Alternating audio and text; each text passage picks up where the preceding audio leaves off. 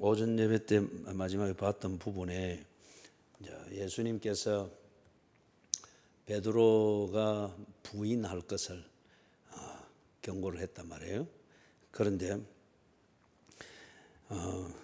베드로가 이 말을 지금은 그렇게 심각하게 듣지 않습니다.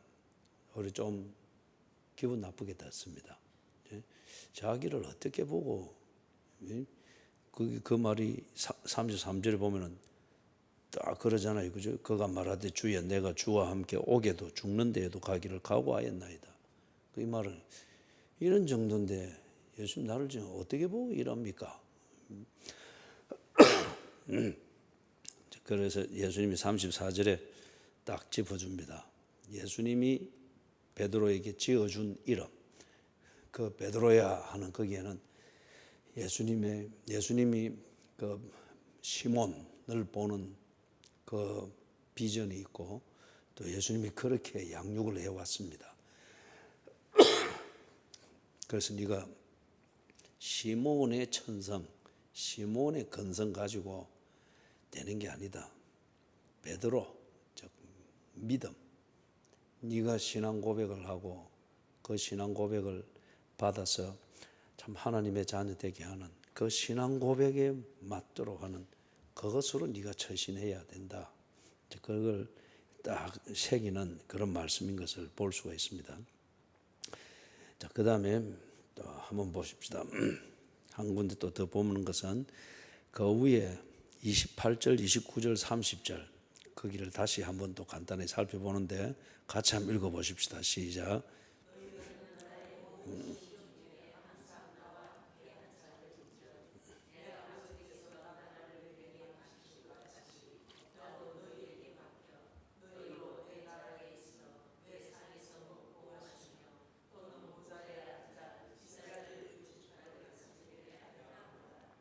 예, 그 너희가 몇 번 나왔죠? 3번 나왔죠. 근데 그 나오는 데마다 그 약속이 있습니다. 제자들에게 제자들의 정체성, 그들의 그 신분의 가치, 그 다음에 삶의 수준 이런 것을 딱 주지시켜주고 있는 것을 볼 수 있단 말이에요. 거기 첫 번째, 너희는 거기서 말하는 것, 나의 모든 시험 중에서 항상 나와 함께 한 자들인저, 이거는 예수님께서 그들과 더불어 지내는 시간, 그리고 그들이 예수께 보여준 그 모든 교제의 내용, 이걸 예수님이 절대 잊지 않고 있다는 거예요. 그죠? 좀 철딱선이 없고 할 때 한 번씩 혼은 내고 그래 했지만은 그게 미워서 그런 것도 아니고 그들을 무시해서 그런 것도 아니고 또 이용 가치가 없어서 떨어지기 때문에 비하시키는 그런 못된 사장이 고용된 사람들한테 말하듯 그런 게 아니었다. 내가 너희들을 높이 평가하고 알고 있다. 그 다음에 두 번째 거기서는 내 아버지께서 나라를 내게 맡기신 것 같이 나도 너희에게 맡겨. 그리고 이것은 그들이 가지고 있는 것, 다른 말로 하면은 그들이 지금 하고 있는 것, 좀 쉽게 말하면 직업이라 치십시다. 다 보면은 앞에서 이 사람들이 제자들이 누가 크냐, 누가 잘났냐, 뭐 그거 가지고 따지고 할 때 우리 뭐 현대 사람들이 많이 그러하듯이 직업이 뭔지, 어느 학교 다니는지, 얼마나 배웠는지, 뭐 명품 가방이 있는지 없는지, 뭐 어쩌고 저쩌고. 그래서 그것만큼 안 될 때에 괜히 기죽고 막 열등의식 가지고 뭐 그죠? 그리고 제가 여러분들하고 있으면서 늘 쏙 터져가지고 한 번씩 과음지른 게 그런 그 근거도 없고 밑도 없고 뿌리도 없는 그 열등의식에 빠져가지고 늘 이래 풀주고 지내고 그럴 때는 막 한 소리씩 들었지. 그래서 여기 말하는 거는 그런 거예요. 너희들이 왜 그런 열등의식에 빠져 있느냐? 왜 그런 비교의식? 사탄의 세계에서 지잘난 척할 때 쓰는 그 잣대를 가지고 뭐 직업이 어떻느니 많이 배웠느니 뭐가 성형수술을 해서 뭐 어떻게 했느니 뭐 자식 자랑 뭐 이런 주릉주릉 해내서 그런 내가 예수님을 팔다니 내게 그런 힘을 이제 그런 것 너희들은 그런 잣대로 너희들의 자존감을 그렇게 해서는 안 된다. 너희들은 어떤 사람이냐? 내가 내 나라를 너희에게 맡긴 사람들이다. 너희들은 내 나라를 사는 사람이다. 그런데 그런 열등의식, 사탄의 그 세계에서 자기를 평가하는 가지고 그래 되겠나? 세 번째 하는 것은 사람이 열심히 살되 그 결과에 대해서 확신이 없고 결과가 보이지 않으면 열심히 사는 것은 오늘 내 삶에 대한 불안감을 해소하기 위한 몸부림에 지나지 않습니다. 그런데 너희들은 그렇지 않다는 거예요. 너희들은 하나님과 겸상을 해서 먹을 사람들이다. 너희들은 언제나 하나님이 먹을 때마다 너희를 찾고 해야 될 그러한 하나님과의 교제 속에 있는 사람들이다. 그런데 뭘 이런 세상에서 한 자리 할 거라고 뭘 그렇게 하느냐. 무슨 말인지 여러분 이해가 되셨죠? 이해되셨죠?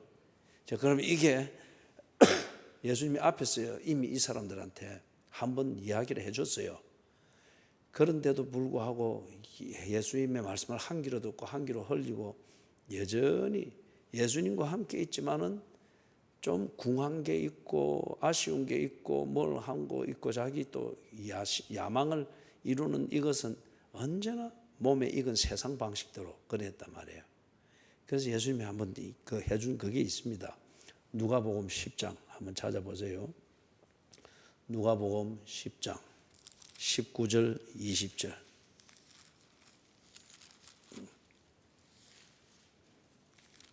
누가복음 10장 19절 20절 찾으셨어요? 같이 한번 읽어봅니다. 시작.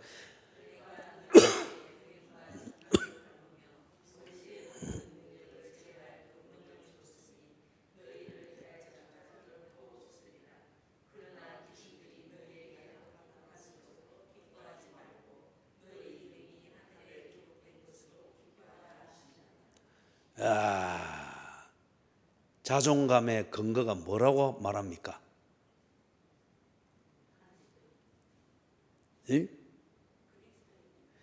그리스도인이다 하는 것. 거기 있는 표현대로 하면은. 이야, 우리 김영수 집사가 변화됐어요. 자기 자신의 목소리를 있는 그대로 다 가지고 말을 하는 변화됐어요. 종이가 이거 다음에 또 한 번 더 내려와야 되겠네. 야, 거기 딱 돼 있죠. 너희 이름이 하늘에 기록된 것으로 기뻐하라. 이거는 내 이름이 하늘에 기록됐다고 하는 것은 나는 하늘의 가족이라는 거죠. 호적 파벌이라 그러죠. 그죠? 그거는 니하고 내하고 이제 관계없다 하는 그 말이잖아요. 그 참 가장 저주스러운 말 중에 하나잖아요. 내 호적이 여기 들어가 있다. 그럼 나는 그 가족이라는 거잖아요. 내 이름이 하늘에 기록된 것. 하나님의 자녀라는 겁니다. 하나님과의 교제 속에 있다는 거죠. 그렇기 때문에 내가 하는 일은 하나님께서 주시는 은혜를 대로 하는 것이고 내가 이 땅에 사는 그것은 하나님이 당신의 기쁨을 위하여 내게 주신 삶이고 내가 이렇게 생긴 것은 하나님께서 나를 통해서 영광받을 그 일에 꼭 합당하게 지원받았기 때문에 그렇다는 거예요. 그걸 굳이 성형수술 해가지고 뭐죠? 다음날 보면 누군지 알아볼 수도 없도록 확 뜯어 고쳐가지고 그런 게 자존감의 근거가 아니라는 거죠. 딱 여기 있잖아요. 그죠? 이 지금 70인들은 그동안 푹 기주고 살았단 말이에요. 그런데 예수님께서 이들을 제자 훈련하면서 이제 권능을 귀신을 쫓아내고 병을 고치는 권능을 줘가지고 네가 너희들끼리 스스로 한번 해봐라. 딱 해가서 막 하니까 막 놀라운 일들이 일어나는 거예요. 근데 늘 기주고 있다가 이게 이제 되고 쫙 주목을 받고 막 이러니까 신이 난 거예요. 그래서 야 이제 나도 이제 뭔가 어깨 좀 펴고 다닐 수 있게 됐다는 식으로 하나님의 은혜로 내가 일이 되었다는 식으로 막 입에 거품을 부르면서 자랑을 하니까 그것은 사실은 사실인데 그들에게 예수님이 중요한 걸 그렇게 가르쳐 주는 거예요. 예? 그런 걸 못해도 네가 필요하다 싶을 때에는 봐라, 딱 하나님이 권능도 주고, 네가 하나님의 사람으로서 네가 그런 것을 해야 된다 그럴 때에는 하나님이 또 그걸 할 수 있는 일도 주고, 다시 말해서 네가 하나님의 백성이기 때문에, 네 이름이 하늘에 기록되어 있기 때문에 네가 권능이 필요하면 하나님이 권능도 주고, 권능 그런 거 없이 평범하게 사는 것으로 하나님이 기쁨을 받는다면 그렇게 하는 것이고, 예? 그래서 이걸 딱 근본을 가르쳐 준 거예요. 우리 자존감의 근거는 그리스도인이라고 하는 여기에 있다는 것이죠. 보다 쉬운 말로 하면 내 자존감의 근거는 내가 하나님의 자녀다. 그렇기 때문에 우리 좀 현재 우리 사회에서 조부모가 손주를 키우고 돌보는 것으로 비교해서 표현하자면 내가 얼마나 귀한 사람인가. 나는 하나님의 자녀다. 그렇기 때문에 하나님은 언제나 내 뒤를 졸졸 따라다니신다. 조부모들이 그러죠, 그죠? 손주들 졸졸 따라다니잖아요. 그게 너무 귀하니까 그런 거잖아요. 그래서 비유를 하자면 그렇다는 거예요. 그렇기 때문에 그 손주가 아무것도 모르지만 뭐 먹고 싶다고 저거 하면은 또 뒤에 조부모가 지갑 탁 꺼내가지고 또 하고, 또 저기 하면 또 조부모 가서 또 매달리가 재롱 부리고, 그죠? 뛰어 이러면 또 뭐 흐느적 하면서 뛰어가고 하죠, 그죠? 그게 내가 그렇게 움직이게 할 수 있다는 이게 아니고, 이게 아니고 뭡니까? 그만큼 사랑과 보호를 받고 있는 그분의 손주다 하는 여기에 그 귀함의 근거가 있듯이, 우리 하나님의 자녀들, 그리스도인의 자존감, 지금 여기 누가복음 22장에서는 이 예수님의 제자들의 이 자존감의 근거, 자부심의 근거는 그들이 하나님과의 관계 안에 있다는 이거예요. 그죠? 그리고 하나님은 그들을 사용하기를 기뻐하신다. 그렇기 때문에 뭐 직업이 어떤지 저떤지 보다 하나님이 사용할 때에 이렇게 사용하기를 원하면은 그렇게 재주를 줄 거고, 저렇게 사용하기를 원하면은 저렇게 재주를 줄 거고, 그래서 5달란트 받은 자도 있고 2달란트 받은 자도 있고, 그죠? 자, 그래서 우리가 달란트 비유나 머나 비유 있었죠. 달란트 비유는 마태복음에 나오고, 머나 비유는 우리 누가복음에서 보았죠. 거기서 공이 보았던 것처럼 기준이 뭐였습니까? 주인은 능력이 있고 없고를 가지고 평가하지 않았죠. 주인과 이 종의 관계, 이 관계를 인정하고 그 관계에 충실하느냐 하지 않느냐, 그걸 가지고 평가했지 않습니까? 그죠? 자, 그래서 예수님께서 이 제자들에게 어떤 경우에도 너희들이 열등의식에 빠지거나 그 다음에 남의 눈치를 보면서 뭘 기주고 살거나 그런 종교꾼이 아니다. 종교꾼이 아니다.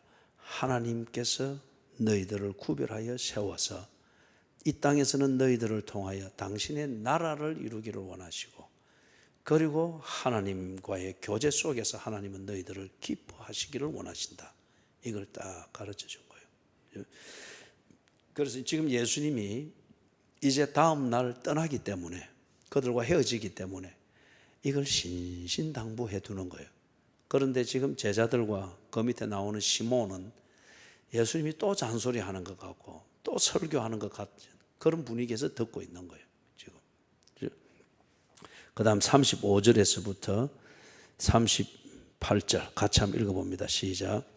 그들에게 이르시되 내가 너희를 전대와 배낭과 신발도 없이 보내었을 때에 부족한 것이 있더냐? 이르되 없었나이다. 이르시되 너희는 전대 있는 자는 가질 것이요 배낭도 그리하고 검 없는 자는 겉옷을 팔아 살지어다. 내가 너희에게 말하노니 기록된 바 그는 불법자의 동류로 여김을 받았다 한 말이 내게 이루어져야 하리니 내게 관한 일이 이루어져 감이니라. 그들이 여짜오되 주여 보소서 여기 검 둘이 있나이다. 대답하시되 족하다 하시니라. 자, 여기서는 이제 이거 보니까 여러분 앞에 예수님이 이 제자들에게 했던 거 어떤 사건이 생각이 나요? 이런 거 한번 생각이 탁탁 나야 되는데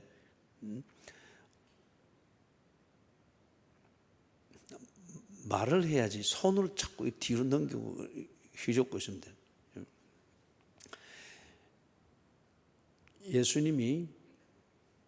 예수님의 제자들을 파송을 했죠. 누가복음 9장에 보면 나와요.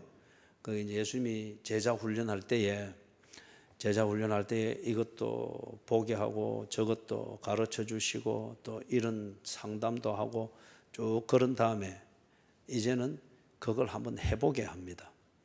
해보게 하는 그 핵심에는 뭐가 있는가 하면은 그들이 예수를 통해서 보았던 것, 그게 정말 예수님으로부터 나온 권능인지, 그 다음에 그 권능을 행하시는 예수가 즉 당신이 직접 말하듯이 메시아인지, 이걸 직접 해봄으로 확인하게 하는 거예요.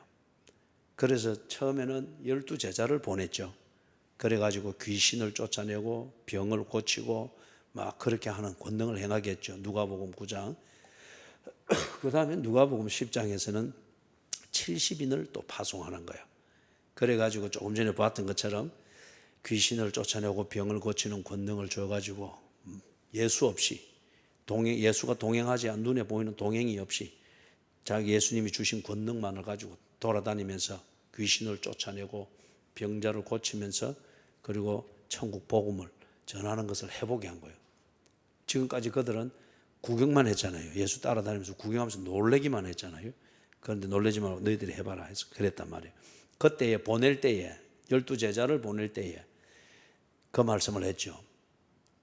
전대 있는 자는 전대 가지고 지팡이 하나뿐인 사람은 지팡이 2개 가지고 그랬습니까? 아니죠. 있는 그대로 가라고 했죠. 그죠? 있는 그대로. 전대도 가지지 말고 배낭도 가지지 말고 여기 전대는 돈 넣는 주머니입니다.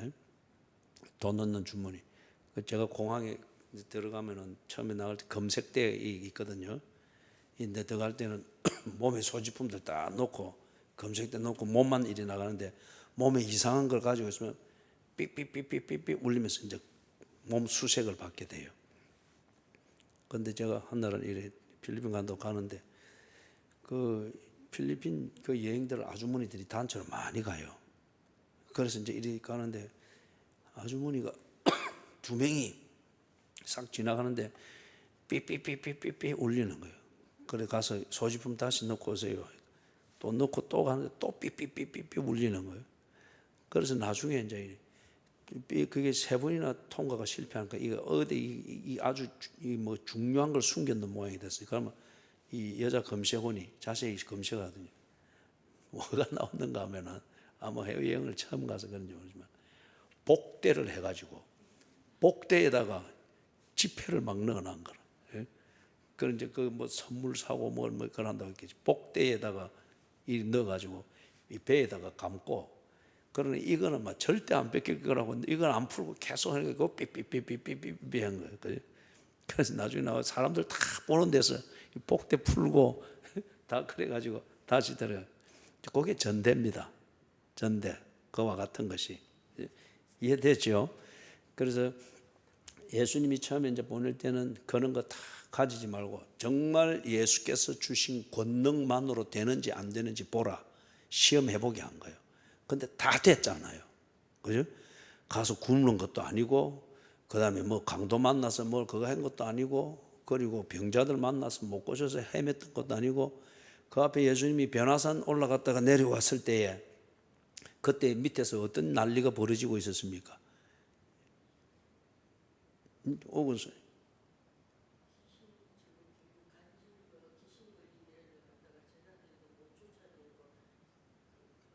그렇죠. 바로 이제 기분 풀렸죠. 말 딱 다 하잖아요. 그죠? 아유, 이거 저렇게 성경 이야기는 알고 있어야 돼요. 그 이제 그러니 딱 기억나죠. 그죠? 제자들이 못 풀고 우물쭈물하고 막 황당해이고 막 이랬단 말이에요. 그때 예수님이 딱 내려와서 보니까 그래 돼 있어서 불러가 상황을 딱 정리를 했죠. 그죠?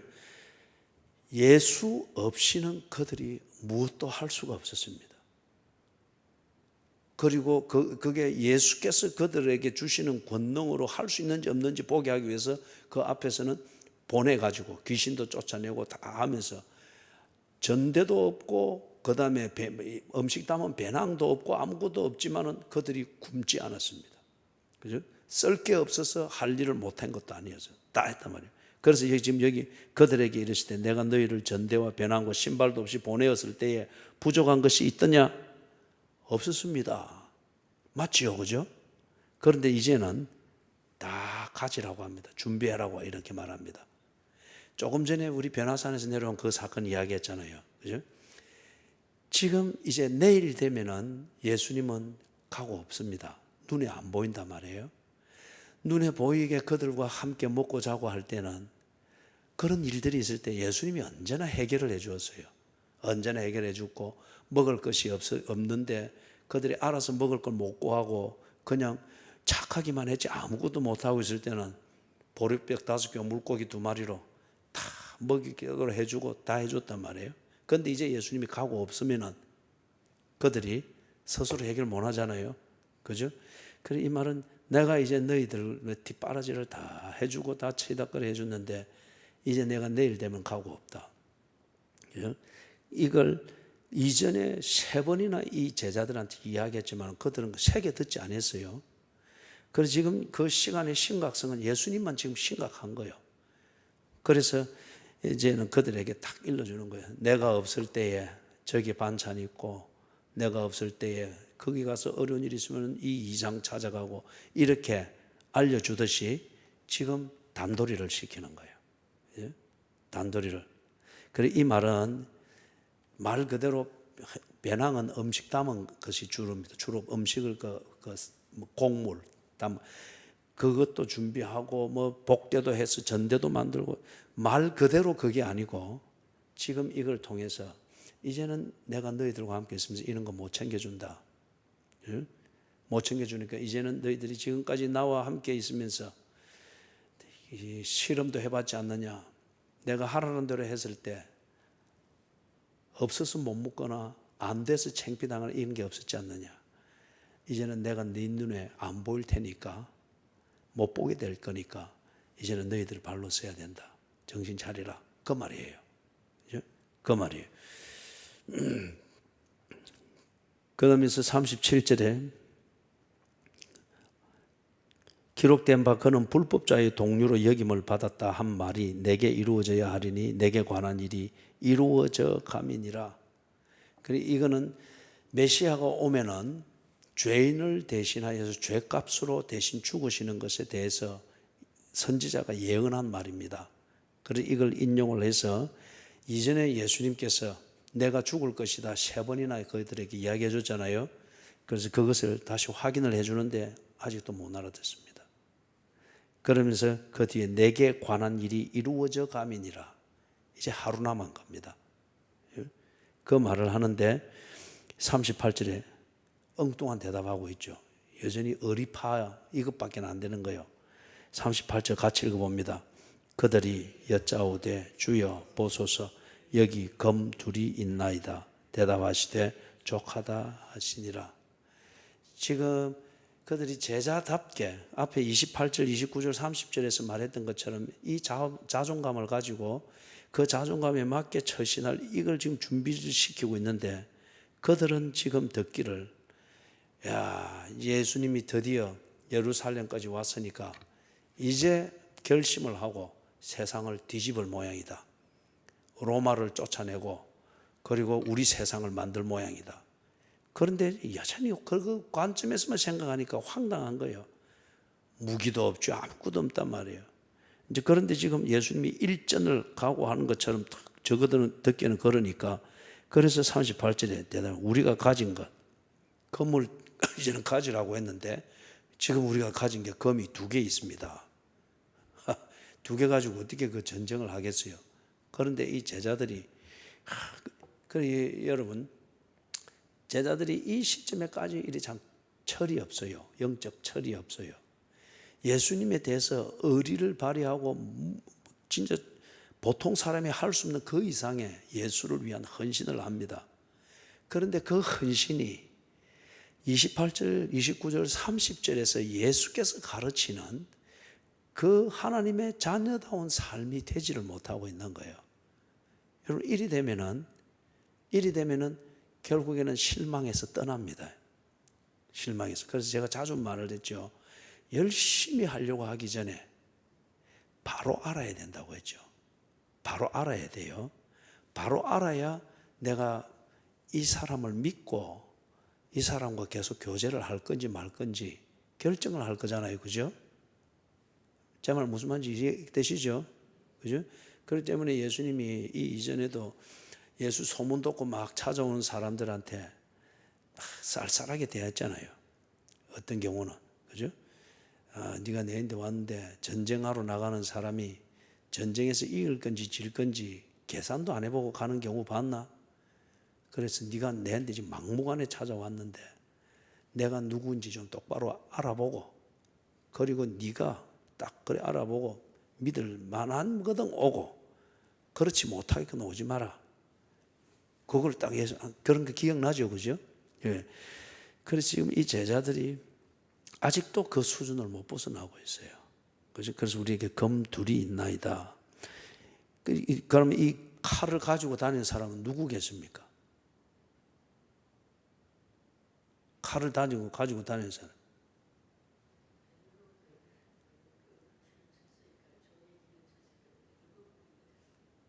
예. 근데 거기 보면 베드로가 지 칼로 안 하고 옆에 있는 자의 칼을 그랬다고요. 근데 한 명은 누군지는 모르겠지만 한 명은 분명해요.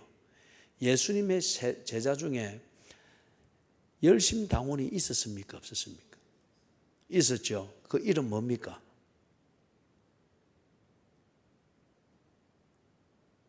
오늘 사람들한테 여러분을 실망시키면 안 되지. 그래. 시몬. 예수님의 제자 중에 시몬이라는 이름을 가진 사람이 두 명이에요. 한 명은 셀롯인 하면 이 셀롯 이 말이 열심당원이라는 말입니다. 셀롯인 시몬. 또 한 명의 시몬은 누굽니까? 베드로.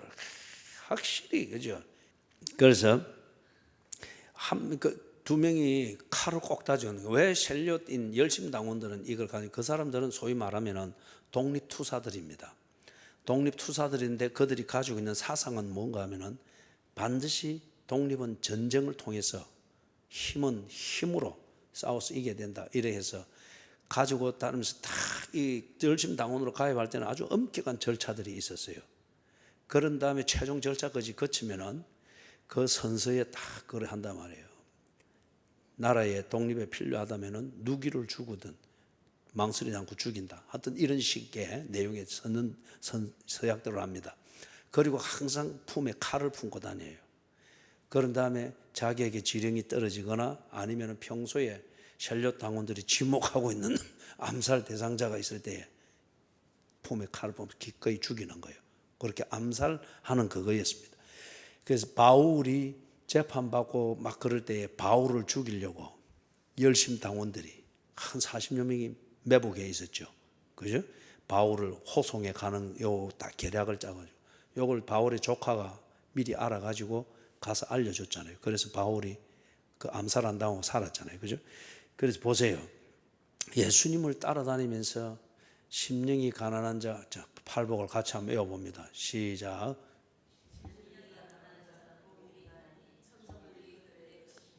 애통, 온유, 의에 줄이고 긍휼이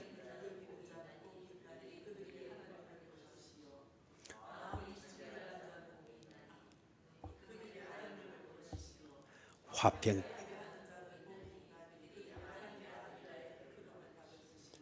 의를 위하여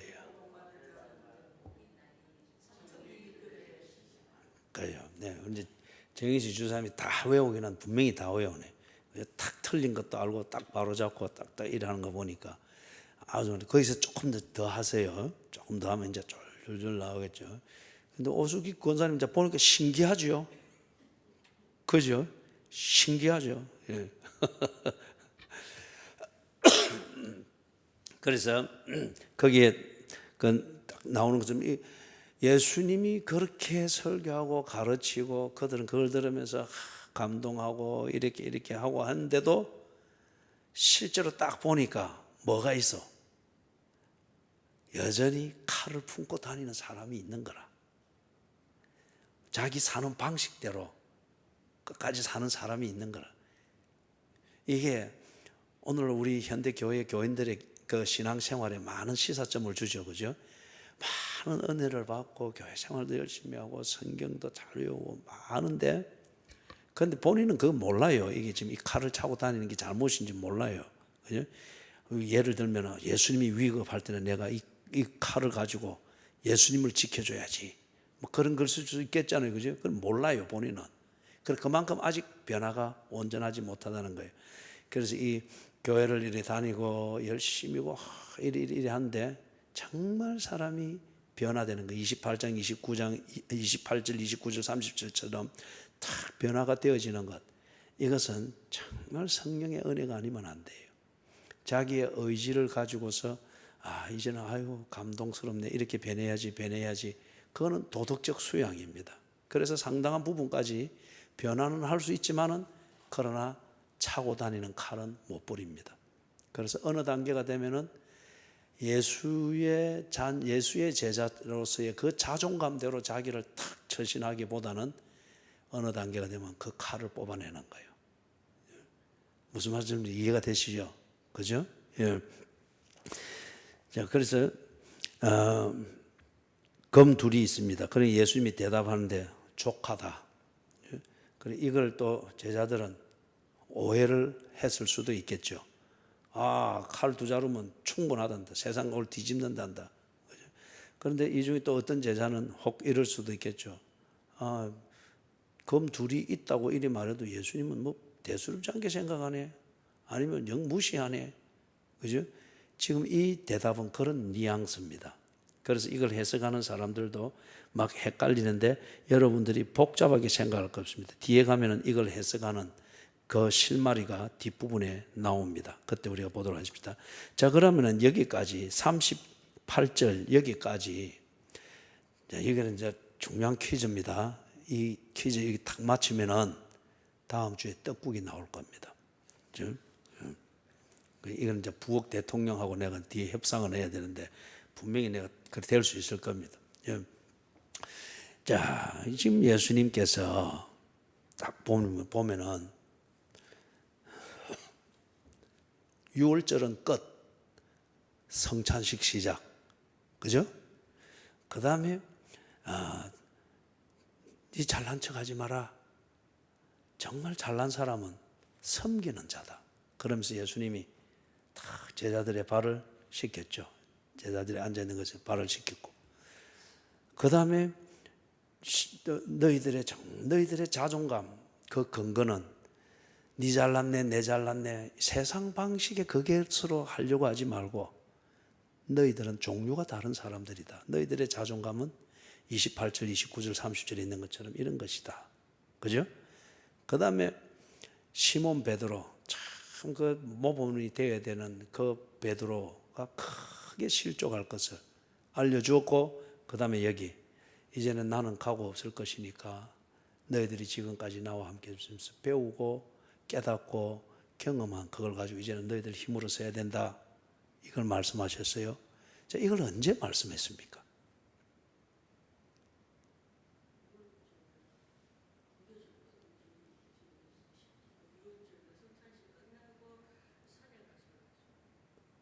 산에 가셔가지고, 왜 오늘 오 권사님 제배 마치고 지금 성묘로 가는 모양입니다.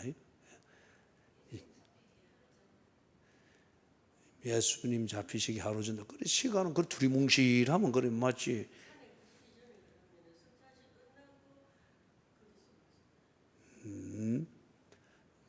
또 우리 김영경 지사님 할 말이 있는 것 같은데.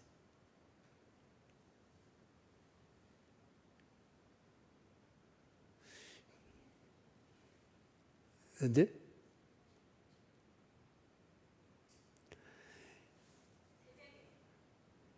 새벽에 그러니까 확실히 벌써 남은 춘향이는 말도 곱상해서 듣기도 힘들 정도로 곱상한데 벌교 서곤사는 새벽에 태백산맥에 전기가 팍팍 흐르잖아요. 그죠? 장소는 어디겠어요? 와, 오건사는 자꾸 그 산만 이야기해요, 자꾸.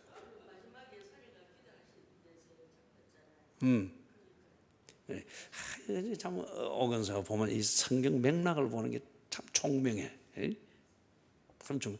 그래서 지금 이게 다락방에서 하고 있는 거예요. 식탁에서 하는 대화라.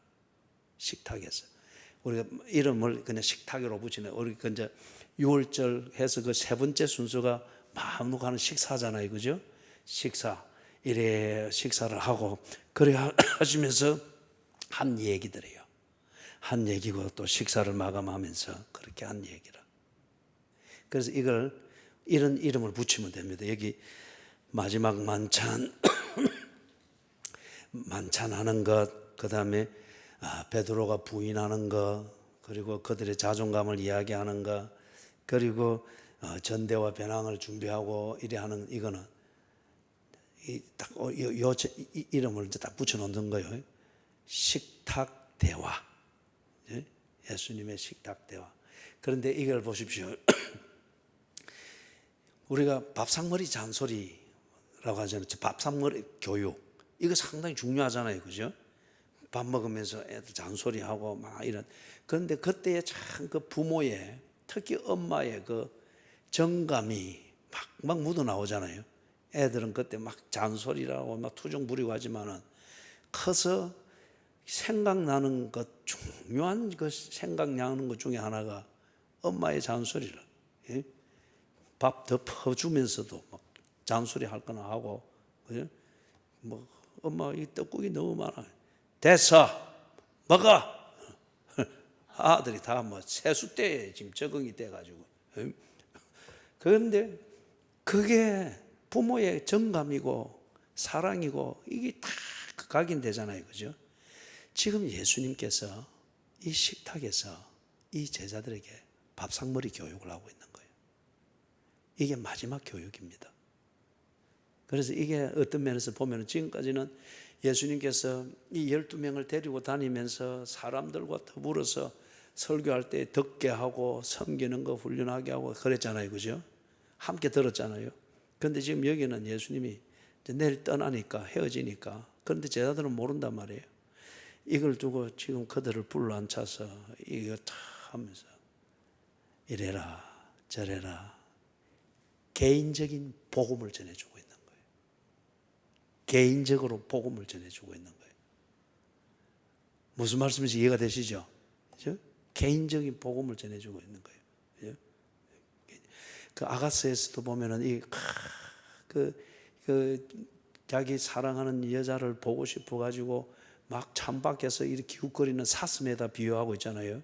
그래서 그 사랑의 그 개인적인 관심, 이걸 그 표출하면서 도장을 새기는 것, 그걸 말하고 있잖아요. 그죠? 막 그렇게 해서 그 개인적인 것. 또 예수님이 부활한 뒤에 마리아가 막 예수 찾는다고 그래 하고 있을 때, 마리아야, 그러니까 마리아가 라보니, 개인적 복음이잖아요. 그죠? 지금 여기서 예수님께서 그걸 지금 보여주는 거예요. 이 제자들을 딱 함께 식사하면서, 그럴 때 이 제자들은 잔소리, 또 했던 잔소리 막 이런 걸로 그래 하면서 뭐 저 소리 할 거 다 하는데, 예수님 혼자 지금 심각한 거예요. 지금 이 아직 철이 덜들은 이것들을 놔두고 가려고 하니까, 그동안 3년 동안 듣게 하고 가르치고 경험하게 하고 함께 고생하면서 이랬던 이걸 잘 알고 있겠지. 이걸 잘 알고 이걸 믿고 그리 해야 되는데, 예수님이 이걸 지금 마지막 식사하면서 따듬어 주고 있는 거예요. 요거 우리가 어떤 제목을 붙였다고요? 별명을? 그래, 식탁 대화. 이걸 입에 붙이기가 좀 낯설면은 밥상머리 교육. 예수님의 밥상머리 교육. 이거는 개인적 복음입니다. 개인적 복음. 여러분에게도 그런 게 있어요, 없어요? 그 워낙에 그런 자리를 여러분이 안 만들고 자꾸 이 말을 이렇게 표현해서 미안한데 우리 자식들한테 하는 우리가 써먹는 표현이잖아요. 자꾸 밖으로만 싸돌아다니니까 예수님이 밥상머리 교육을 하려 해도 자꾸 시간을 안 주기 그렇게.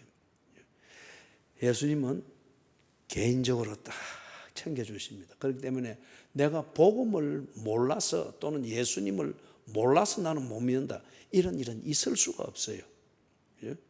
자식이 엄마를 몰라서 엄마 못 부르는 그런 자식이 있습니까? 없지. 그죠? 안 부르는 건 뒤에 감정이 상했거나 이러니까 그런 경우거든요. 예수님은 반드시 자기 백성은 예수를 알게 하십니다. 그리고 예수님은 당신이 구원할 택한 자는 반드시 예수가 구세주인 것을 알게 하십니다. 복음을 알게 하십니다. 두드리 패서라도 알게 하십니다. 예? 보십시오. 김승일 집사 다리 하나 불러 놓으니까 저번에 좀 알아가잖아요. 그죠? 자, 그 다음에 이제 나오는 게 조금 빠르게 갑시다. 39절에서부터 46절 같이 읽어봅니다. 시작.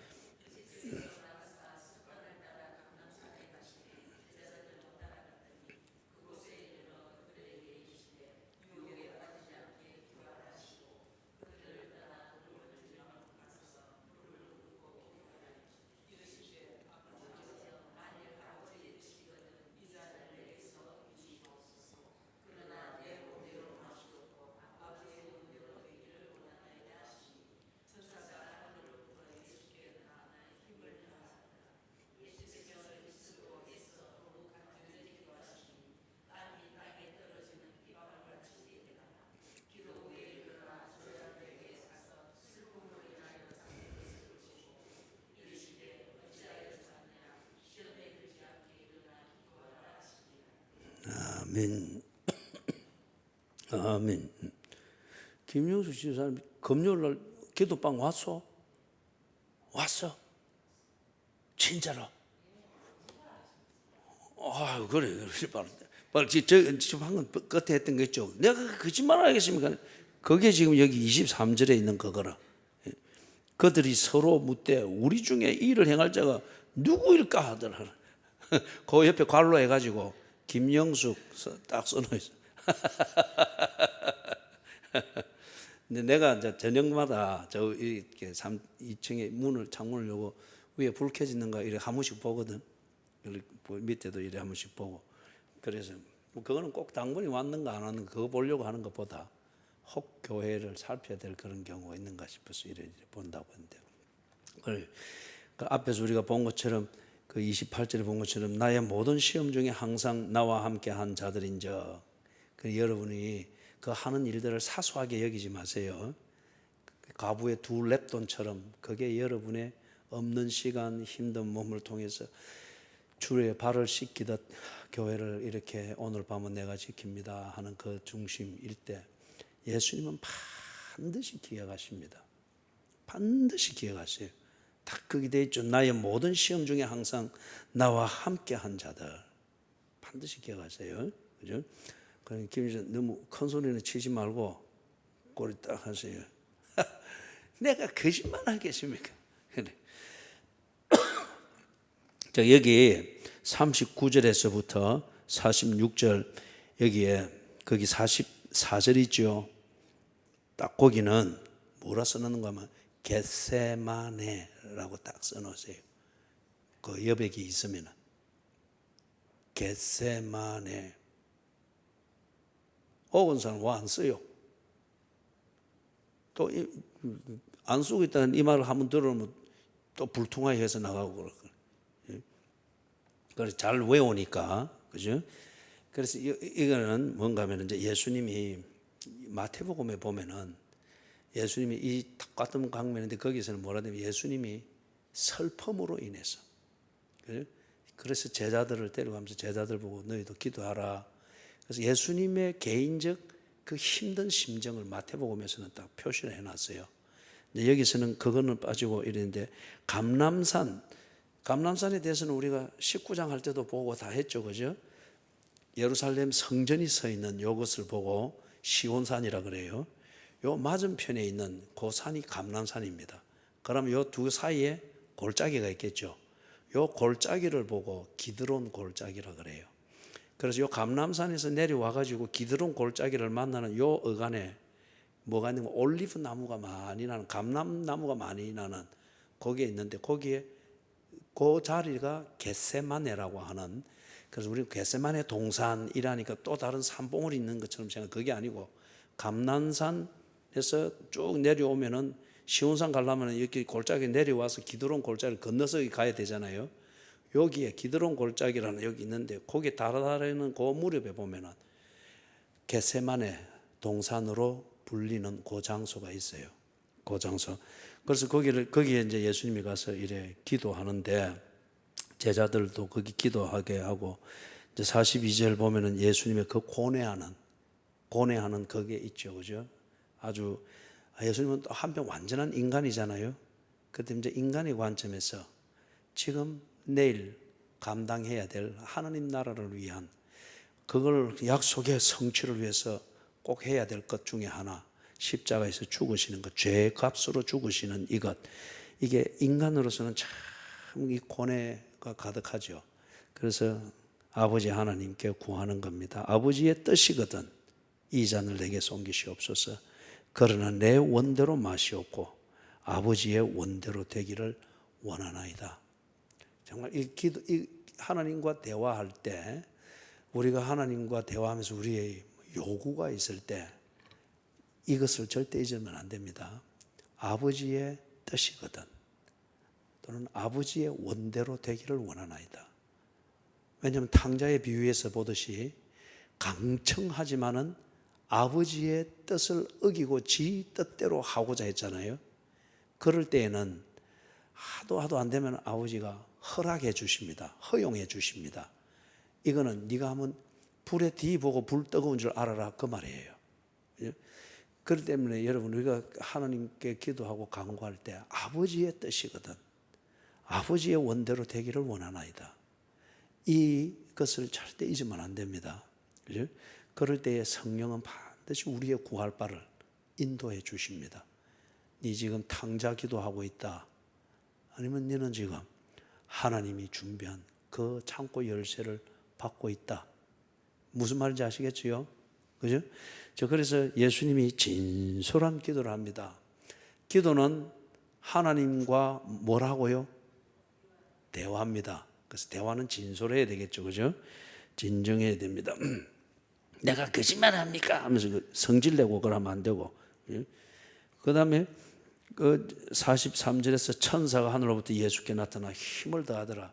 이거는 아주 예수님의 이 심정 상태가 고뇌, 그 다음에 이때는 굉장히 힘들죠. 그죠? 그죠? 야곱 같은 경우도 야복강가에서 그렇게 몸부림치다가, 그죠? 그때 누가 나타났습니까? 그죠? 여호와의 사자라는 이름에서 전사가 나타나서 돕잖아요.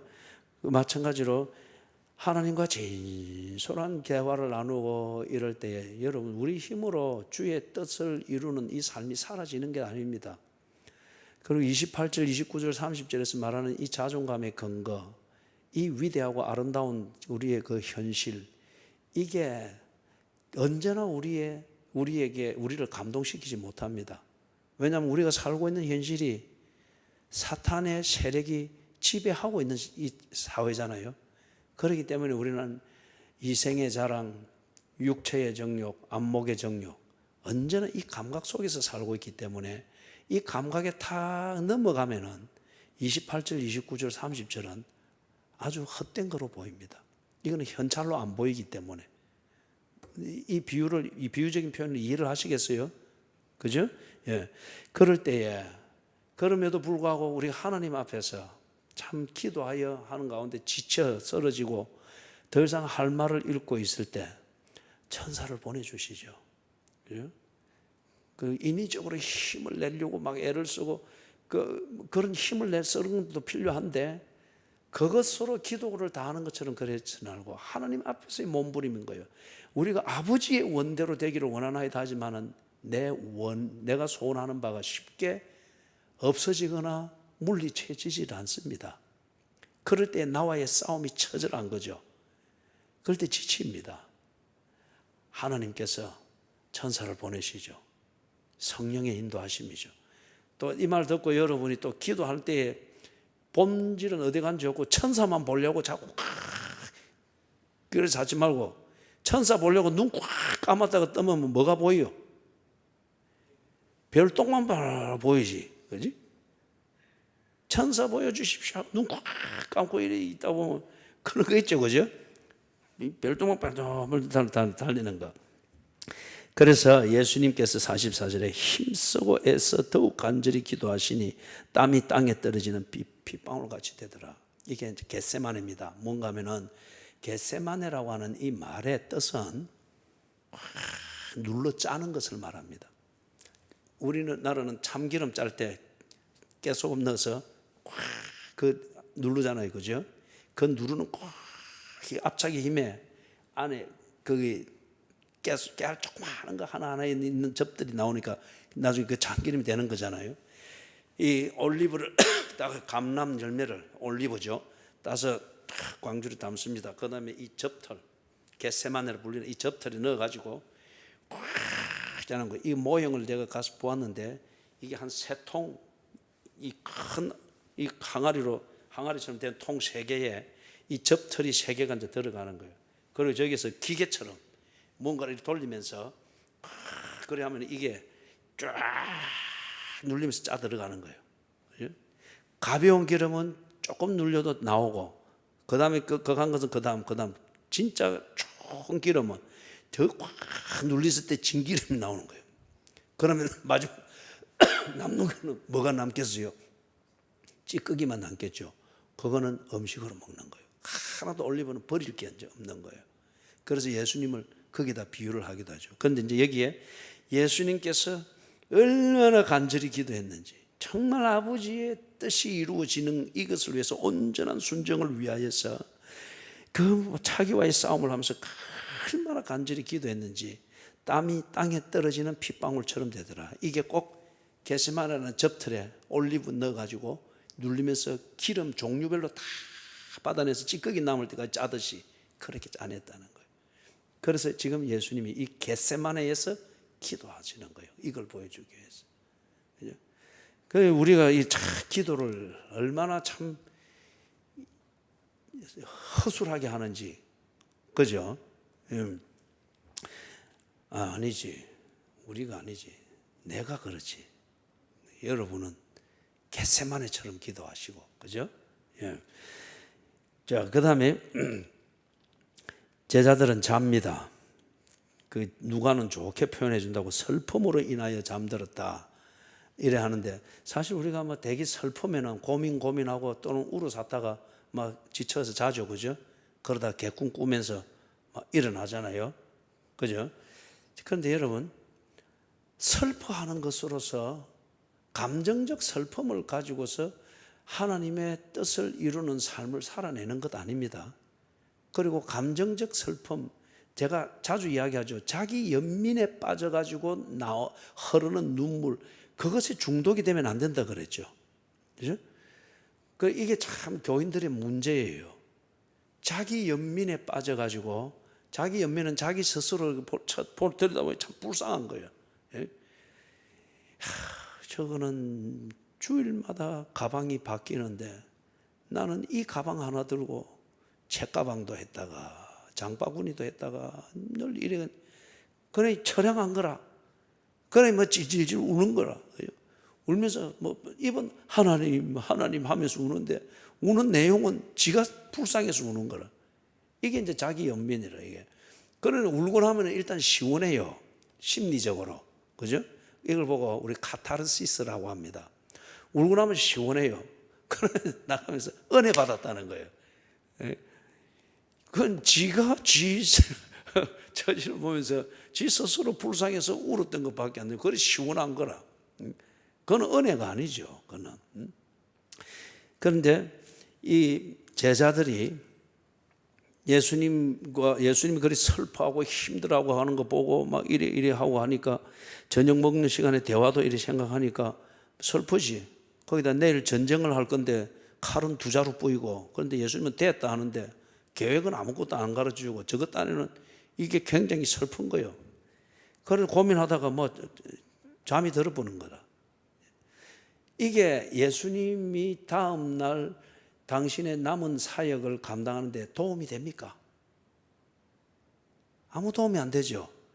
그렇기 때문에 오늘날 한국 교회에 자기 연민에 빠져서 기도의 형식을 가지고 흐르는 눈물과 몸부림은 많은데 교회를 변혁시키는 성령의 역사에는 아무 도움이 안 되는 거예요. 그렇게 실컷 울고는 피 터지게 싸우는 거예요. 자기 연민에 빠져서 자기를 두고 울어보니까 억울한 것밖에 없지 않아요. 그죠?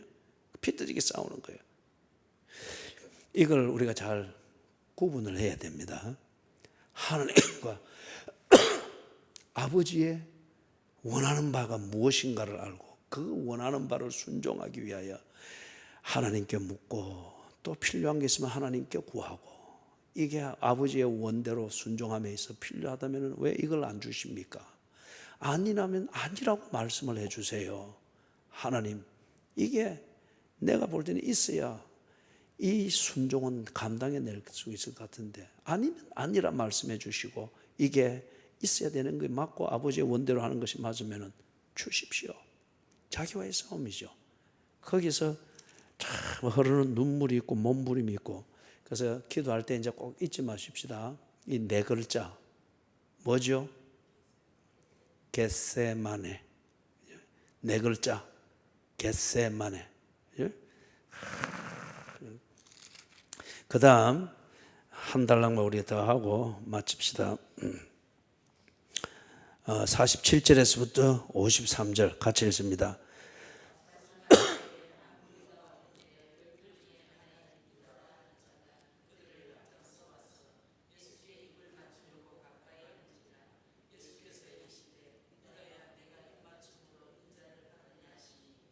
그의 주위 사람들이 그 된 일을 보고 여짜오되 주여 우리가 칼로 치리까 하고 그 중의 한 사람이 대제사장의 종을 쳐 그 오른쪽 귀를 떨어뜨린지라.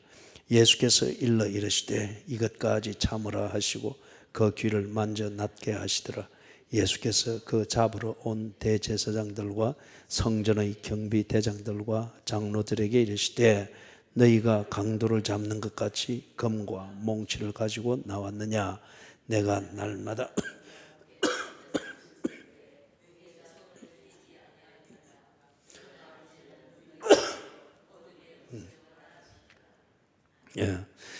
그래서 지금 이제 기도하시다가 하나님의 응답입니다. 하나님의 응답은 예수가 잡히는 겁니다. 하나님의 응답. 하나님은 하나님과 나누는 하나님의 백성들의 기도에 반드시 응답하셔요. 반드시 응답하십니다. 기도한 대로 이루어지고 아니면은 기도한 것을 거부하심으로 응답하시고 아니면은 기다리라. 그죠? 참 그럴 때는 아주 답답함이 있겠죠. 그죠? 하나님은 그래서 반드시 응답을 하십니다. 지금 이 경우에는 예수님께서 겟세마네의 기도를 하셨는데 하나님의 응답은 그가 원수들에게 잡히는 겁니다. 응답이십니다. 그런데 이렇게 되어야 아버지의 원대로 되는 겁니다. 당신이 이 세상에 오신 그 목적을 이루는 것이기 때문에. 그런데 거기 이제 보면 51절에 49절 50절에서는 아까 오원사님이 말씀한 대로 그 이야기 있죠. 그죠? 칼을 빼가지고 그 주위 사람들이 그 된 일을 보고 여짜오되 주여 우리가 칼로 치리까 하고 그 중에 한 사람이 대제사장의 종을 쳐 그 오른쪽 귀를 떨어뜨린지라. 베드로가 자기 칼이 아니죠. 그죠? 남의 칼 빼가지고 그렇게 했습니다. 자, 그런데 예수님께서는 51절에서 같이 읽습니다. 예수께서 일러 이르시되 이것까지 참으라 하시고 그 귀를 만져 낫게 하시더라. 자, 그렇게 해서 49절에서 주여 우리가 칼로 치리까? 그 다음에 51절에서 이것까지 참으라. 칼로 귀를 잘랐는데 이것까지 참으라. 그렇기 때문에 앞에 38절 거기에 대답하시되 족하다 하시니라.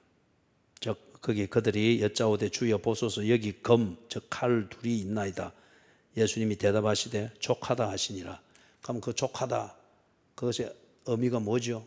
예수님이 의미하시는 바는 뒤에 보니까 49절 51절에서는 칼 쓰지 마라 하잖아요. 그죠? 그러면 족하다 하시니라 하는 이 말은 너희들이 여전히 내가 하고자 하는 일을 잘못 알고 있다. 여전히 너희들은 전쟁해서 독립을 하는 그런 메시아로 알고 있고 그런 메시아와 뭐 한판 결판을 하는 것으로 여전히 그리 생각하고 있는데 참 답답하구나. 됐다. 그 이야기는 그만해라. 그런 의미겠죠. 그죠? 그렇기 때문에 뒤에 49절 51절 여기서는 주여 우리가 칼로 치리이까 51절에 이것까지 참으라. 그죠? 칼로 싸울 것이 아니라는 거예요. 예수님께서 하시고자 하는 이 일은 칼로 싸워가지고 무언가를 만들고 하는 그런 게 아니다 하는 이것을 예수님이 분명히 보여주셨습니다. 그런 다음에 이게 예수님의 기도의 응답, 아버지 하나님의 원하시는 뜻인 것을 예수께서 딱 기도의 응답으로 분명히 보았기 때문에 당당하십니다. 몸은 체포되어서 끌려가는 형국이지만은 예수님은 거기서 정해진 일을 차근차근 수행하는 자의 당당함을 거기서 딱 보여주고 있죠. 거기서 52절, 53절 거기서 말하는 거 있잖아요. 이제 너희들이 검과 몽치를 가지고 잡으러 왔느냐? 53절에 내가 날마다 너희와 함께 성전에 있을 때에 내게 손을 대지 아니하였도다. 그러나 이제는 너희 때요 어둠의 권세로다 하시니라. 이 말은 예수님께서는 지금까지 그들을 살살 피해 다니는 것이 아니고 당신의 하실 일을 했습니다. 그렇기 때문에 그들과 머리끄댕이 붙잡고 싸워야 될 때는 아니었습니다. 그러다가 지금은 그 때입니다. 예수님의 하실 일을 마무리함에 있어서 이들에게 체포가 되어져 가서 이들의 손에 의해서 죽게 되는 이 과정을 거치는 것, 이것이 당신이 일을 완수하는 그 마지막 절차입니다. 그렇기 때문에 예수님은 끌려가는 행국이지만은 당신의 사명을 완수하는 그 당당함과 승리자의 그 분위기를 가지고서 그러나 이제는 너희 때요 어둠의 권세로다 하시니라. 그래서 여러분 보세요. 예수님께서 3년을 공생애를 지내실 때에 사탄 아니면은 사탄에게 조종받는 원수들이 예수님을 직접적으로 뭔가를 싸우고자 하고 도전하고 막 문제를 일으킬 때 모든 경우마다 예수님이 다 맞대응해서 싸운 건 아니죠. 어떤 경우는 피해 갔습니다. 사람들이 돌로 치려고 할 때 예수님께서 기적처럼 쏙 피해가 없어졌죠. 그죠? 그 다음에 또 사탄이 막 직접적으로 알랑거리고 이래 할 때에 꾸짖어서 조용하게 하거나 쫓아내 버렸습니다. 직접 대응이죠. 그 다음에 어떤 경우에는 예수님께서 그냥 허용해 두셨습니다. 당신의 일을 하는 데 있어서 그것에 대해서 1차적인 신경을 쓰지 않고 깐죽거리는 것 그냥 허용해 두셨습니다. 그리고는 그걸 뒤에 정리를 해서 예수님께서 하시고자 하는 일을 구체적으로 보여주기도 하셨습니다. 제가 세 가지 예를 들었어요. 예수님께서 사탄을 쫓아내고 사탄의 놀이개가 되어서 원수처럼 대할 때 어떤 경우는 직접 붙잡고 적석에서 해결해 버린 경우가 있었고 어떤 경우는 피해 가셨습니다. 어떤 경우에는 허용해 두었습니다. 늘 예수님 다니는데 따라다니면서 깐죽거리고 막 이래 했지만은 예수께서는 하실 일에 집중해야 하면서 허용해 두셨습니다. 무슨 말인지 아시겠죠? 그런데 지금 이제는 이 사람들, 예수를 잡아 죽이고자 하는 이 일전에 대하여서 지금까지 예수님은 3년 동안 그것을 다 무마시키고 피해오고 물리치고 다 그렇게 했습니다. 그런데 이제는 당신이 이 땅에서 사역을 완성해야 되는 때입니다. 그러니까 그들의 손에 의해서, 앞에서 예수님이 선지자의 글을 인용했잖아요. 범죄자들 중에 한 명으로 헤아림을 받으면서 죽게 될 걸 말했잖아요. 그러면 이 법을 집행하는 자들, 그러나 타락한 이 성직자들의 손에 의해서, 법이 집행되는 이 손에 의해서 지금 끌려가서 죽는 이것을 통하여서 당신의 십자가의 사역을 완성하는 거예요. 그렇기 때문에 그러나 이제는 너희 때요 어둠의 권세로다 하시니라. 그래서 여러분, 여기서 예수님이 우리에게 보여주는 지혜, 계시의 지혜를 새길 수 있어야 됩니다. 우리는 사탄을 잡는 사냥꾼이 아니에요. 사탄을 잡는 사냥꾼이 아니에요. 또는 교회 안에서 썬뿌리를 캐러 다니는, 나무를 캐는 사람이 아니에요. 우리는 아까 28절, 29절, 30절에서 봤죠. 우리는 하나님의 자녀로서 하나님께서 예수를 통하여 맡기신 그 나라를 통치하고 다스리는 일을 하는 그리스도인들입니다. 무슨 말씀인지 아시겠죠? 교회도 역시 그런 거예요. 여러분의 가정도 그런 거고, 여러분은 하나님의 보내심을 받은 그리스도인으로서 예수를 통하여 맡겨진 그 나라를 여러분의 가정에서 이루어가고, 여러분이 섬기는 교회에서 그 나라를 이루어가고 그리스도와 함께 통치해 나가는 이 일이 본업입니다. 이것을 위하여서 때로는 깜죽거리는 사탄 이거 붙잡고 싸우느라고 시간 낭비하고 이 본업을 놓쳐서는 안 돼요. 그죠? 그럴 때는 피해가야 됩니다. 어떤 때는 깜죽거리고 이래 하지만은 내 본업에 집중하여 이것이 이루어지는 중요한 일일 때에 이것은 신경 쓰지 말아야 됩니다. 그죠? 그러나 어떤 때는 바로 딱 잡고 떼기장을 쳐야 됩니다. 사탄아 물러가라.